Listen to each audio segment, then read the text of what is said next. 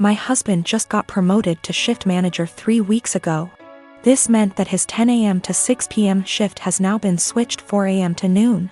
He isn't a morning person at all, so most mornings he will start huffing and puffing as soon as his alarm goes off, and he will instantly turn on our light and very loudly start looking for his work clothes. Have asked him several times to put clothes out the night before and he has yet to do so. I have also asked him to not turn the light on or be super loud. After all, when I worked at 5 a.m. I made sure to be respectful of him sleeping. So yesterday morning when he got up at 3 a.m. and flipped on the light, I grabbed my stuff and went to the guest room. He came in and asked what I was doing. I told him that since he didn't respect me sleeping at all, that I would be staying in the guest room from now on. He made a comment about the light will only be on for 5 freaking minutes. Which is not true. He turns the light on, finds himself clothes and then goes to take a shower without turning the light off. If I turn the light off, he will come back into the room after the shower and turn it on again to grab his socks and put on his shoes. Which also pisses me off because shoes stay in the kitchen by the door and there's no reason he can't put them on at the table. Anyways, instead of understanding, he just got angry. Mainly because he is not a morning person and he doesn't like dealing with anything in the AM. So, while he was at work yesterday, I moved all my stuff into the guest room. Last night he practically begged me to sleep in the bedroom and promised to let me sleep. Well, this morning he flips on the light again, so I sit up and I'm like, are you kidding me right now? And he says, I'm being quiet. As if that was the only issue. So I went into the guest room and locked the door. I told him I was staying in here from now on despite his efforts to sway me. He thinks I'm overreacting. I work 4 p.m. to midnight. And cute little tidbit, I'm the breadwinner. I make nearly $5 more on my hourly wage. About 5 years ago, my now estranged daughter, Edie, cheated on her boyfriend, Brad, and got together with a guy, Ken. He quickly started isolating her from family and my husband from her kids. Brad had moved back to his home state devastated after the breakup. I discussed red flags her. I let her know we are here for her and concerned. Her and Ken suddenly took off and moved to another state. For 5 months, my husband I worried about her and the kids as we had n//c at all with them. One day CPS showed up at our door with the oldest child. He was obviously injured from abuse that was reported by the school. We had no idea they had moved back to the area. We agreed to take them in. The next 20 months were traumatic, complicated, emotional, and difficult for everyone. Through it we re-established a relationship with the older child's dad, Dan. Daughter failed to comply with her plan and remained with Ken.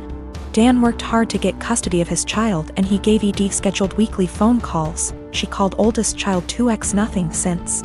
We agreed to permanent custody of youngest.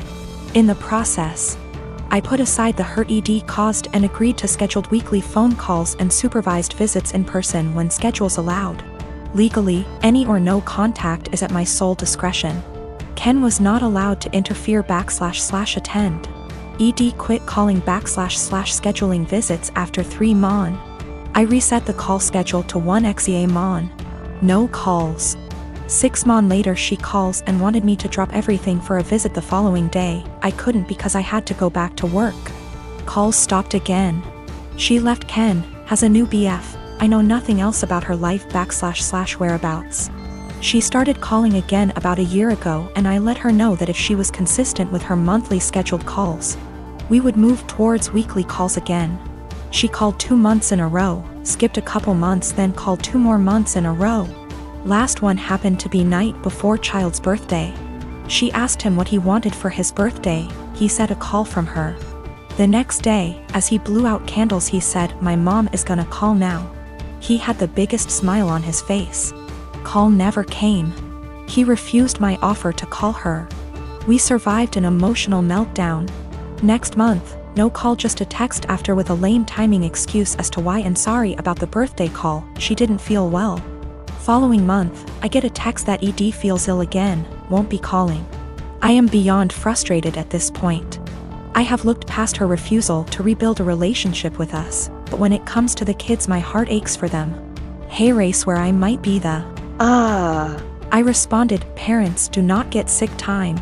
We all had COVID recently, including me, and I still took care of the children. If you do not have any time for him once a month, I don't want my time wasted with your excuses.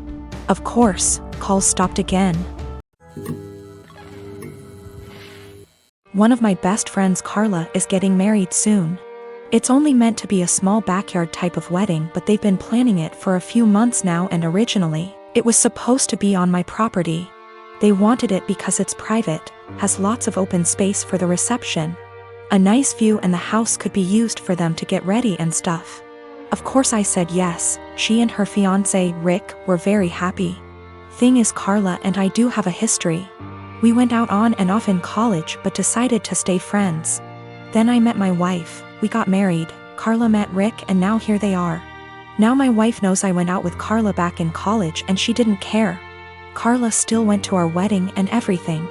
I never knew if Rick was told or not. It's not my relationship, therefore not my business to say anything, so I never did. Rick found out recently, and not in the best way. Not sure how, but from what I heard from friends is that one mutual friend told him, no idea why, we used to date. Not only that, but apparently Carla said a couple years ago she was still in love with me when she was already dating Rick. Don't have actual confirmation if that's exactly what he was told. All Carla's told me is that Rick was told about our past and he's angry at her for never saying anything. It became quite a drama and didn't hear from her for over a month until now. She told me they're going to couples counseling and that the wedding is still on. But Rick requested that I not attend. It sucks, but I totally get why he wouldn't be comfortable. Then I asked the obvious question, where are they going to hold a wedding then? To my surprise, she said they still want it at our place. Rick said so too, and in my mind I'm going, he doesn't want the guy who dated his fiancée years ago at the wedding, but still wants the wedding at his house. My wife and I are expected to just not be at our home that weekend, and I told Carla no. They're going to have to find someplace else since we're not going to simply leave our home to them for the weekend. Not only for safety reasons, but it just doesn't make sense. Rick doesn't want me around because he's not comfortable, but is comfortable enough to have their wedding at my house. They really want their wedding here though, and because of that I've been bugged by not only her but also Rick, and some friends who think I'm being a petty asshole for not letting them have the wedding here anymore. Honestly, don't think that I am. It just doesn't make sense at all to have to leave our own place for a wedding we're no longer welcome to, and leaving our home totally vulnerable. Still, being accused of sabotaging their wedding, and Rick believes it's the least I can do after everything. About a week after my post, I planted a wall of blackberries and raspberries at the two sides of my garden facing the driveway. About 30 centimeters from the edge, so no overhanging branches. On the other side of the berry wall I planted lots stuff like strawberries and tomatoes. To reach the tomatoes and strawberries from the driveway you have either go through the fruit bushes or walk up to my house. Walk about 2 m along the side of the house and my windows, and then walk into my actual garden. Not something you do by mistake. For about 2 weeks it was somewhat quiet, but I still found the kids on my driveway every single days. As far as I know they did not enter the garden, and I hadn't noticed them walking around my house anymore. So I figured the bushes were working. About 1 week ago berry season started and my bushes are now full of raspberries, and there's lots of strawberries as well. The neighbors noticed. First I caught the boys picking and eating raspberries, so I told them off and dropped them off at home, told their mom I caught them stealing. That's how I see it, even though it's fruit, and that I'd call the cops next time. She huffed and told me to grow up, but took the boys inside anyway. After that it was quiet up until yesterday afternoon, when I went out for a while and found the dad and his 2 sons right in the middle of my garden when I returned, clearing my bushes and plants. I didn't even confront them. Just called the cops from a distance as they hadn't noticed me yet, and started filming them after making the call. Luckily 2 cops showed up after 10 minutes or so, and they confronted the neighbor as they were still picking berries. They told them they were trespassing and that the berry picking was in fact considered stealing, and that I could press charges. For the first time I noticed a bit of fear in my neighbor. He was having trouble finding his words and kept looking back at his house. I guess hoping his wife would show to yell at the cops. They all went inside with the cops, so I just went home as well. After a while the cops came by and asked me if I wanted to press charges. I asked them if they felt like they scared the neighbor enough to stay away. I got a small smile and yes, about him, but the wife had just kept shouting at them and her husband about the little. Living next door. I told them no for now, asked them if I'd be allowed to get an extra camera set up on the wall between my garden and the road, to cover the entire front garden plus driveway. They said that's allowed as long as it's on my side of the wall. So, now I'm getting an extra camera installed. One neighbor knows I'm done messing around, but his wife isn't there yet, and if I ever catch any of them again, the cops will be called and possible charges will follow.